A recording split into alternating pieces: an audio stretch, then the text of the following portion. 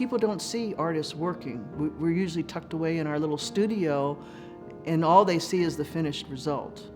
And I had several people comment that they've never seen an artist painting before, and they found it very fascinating to see this process, especially people who worked in the area and who would walk by every few days, or and they would see the progress. So I think that that was a neat experience for people in the community to see how a painting evolves.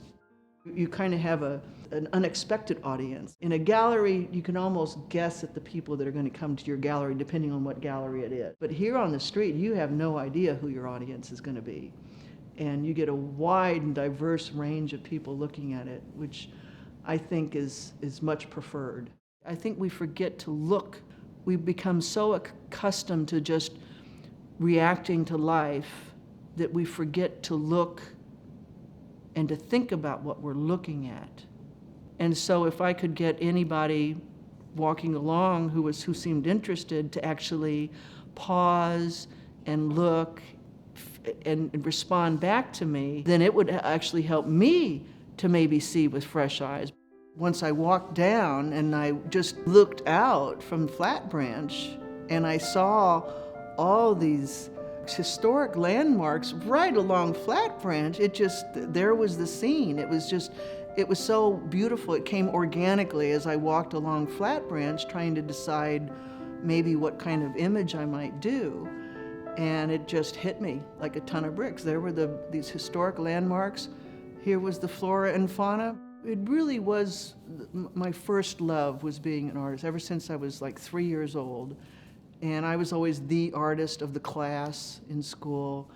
And I loved art. It seemed like icing on a cake. It was not a substantial enough skill to use as a career. In the Navy, I was a chief engineer on a tugboat.